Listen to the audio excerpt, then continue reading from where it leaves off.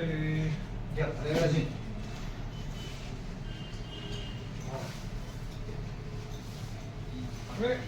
याची गरज नव्हती. धन्यवाद.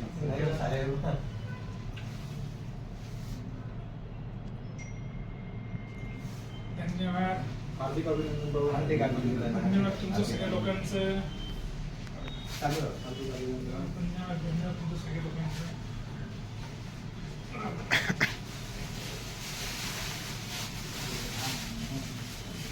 येत्या फेब्रुवारी महिन्यात गुरु रविदास महाराजांची जयंती उत्सव, म्हणजे 1 तारखेला तिथीनुसार गुरु रविदास महाराजांची जयंती आहे आणि येत्या 15 तारखेला म्हणजे फेब्रुवारीच्या 15 तारखेला रविवार येतो.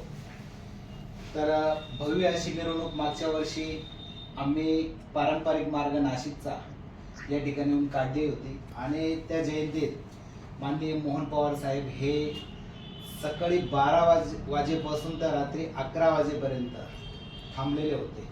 आता माननीय मोहन पवार साहेबांचा आज बिझनेसच्या हिशोबाने, व्यवसायाच्या हिशोबाने 1 मिनिटाचाही वेळ नसतो, परंतु समाजासाठी म्हटलं 1 तास नव्हे तर 10 तास, 10 तास नव्हे तर 100 तास मी देणार असं त्यांचं नेहमीच ठाम मत आहे आणि नेहमीच ते ठणकावून सांगतात की मी समाजासाठी अवेलेबल राहणार, मी त्या ठिकाणी उपलब्धच राहणार.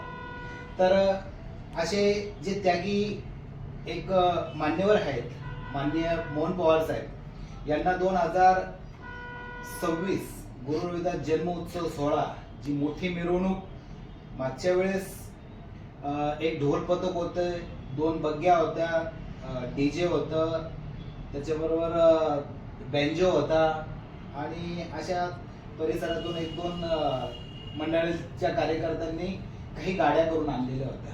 अशा पद्धतीचा एक लावाजामा होता.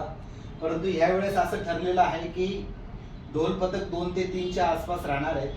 त्याचबरोबर बग्गी आपल्या परिसरातील जे मंडळ आहेत, जे आपले विभाग आहेत, सातपूर आहे, सिडको आहे, नाशिक रोड आहे, इकडे पेठ रोड आहे, गंगापूर रोड आहे, अशा विभागातील जे आपले कार्यकर्ते आहेत, हे कार्यकर्ते काही ना काही आणणार. कोणी रथ आणणार आहेत.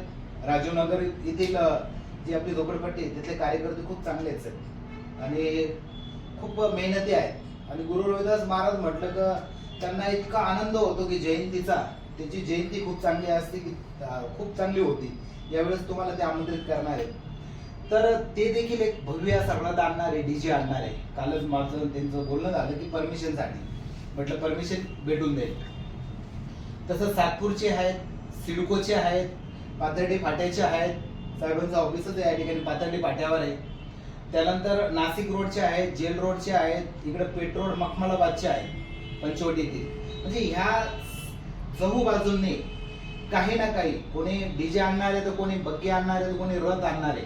म्हणजे ह्या वेळेस आम्ही देखील जे आयोजन मंडळ आहे, जे प्रमुख आयोजन मंडळ आहे या जयंतीचं भव्य मिरवणुकीचं, त्यात आम्ही 2-1 ढोल पथकचा आम्ही प्रयत्न करतोय.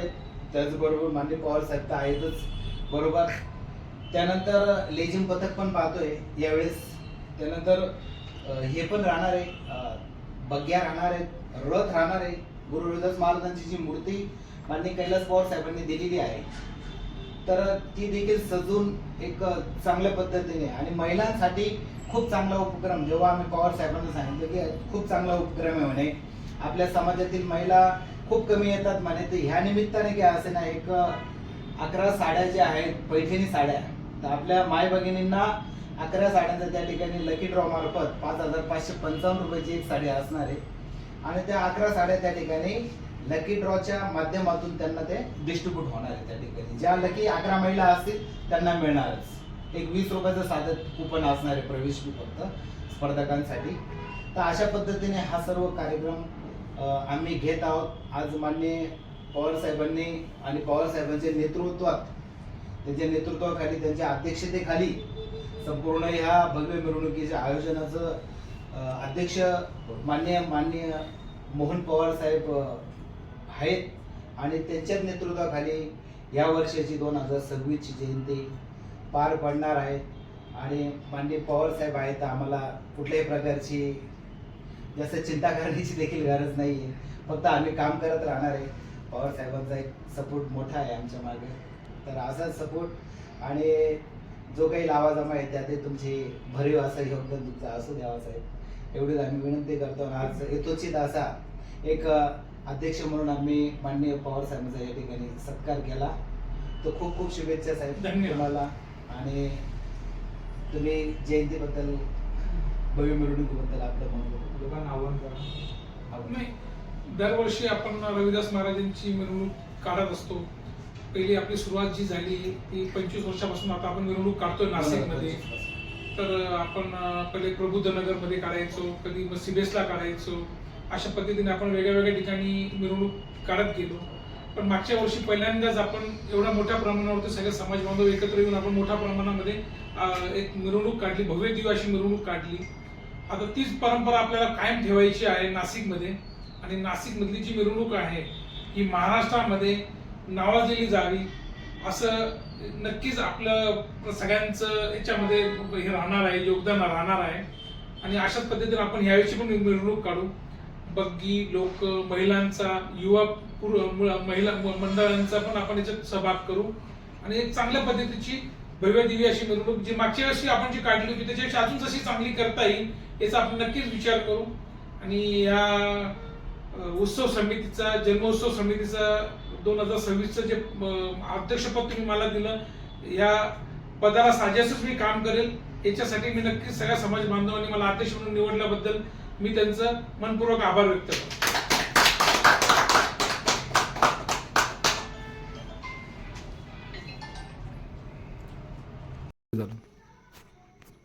चालू केली.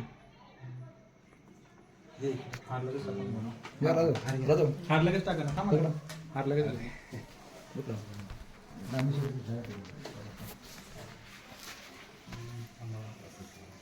या तुम्ही या ना. नाही, नाही, तुम्ही आहो, तुम्ही पण या ना.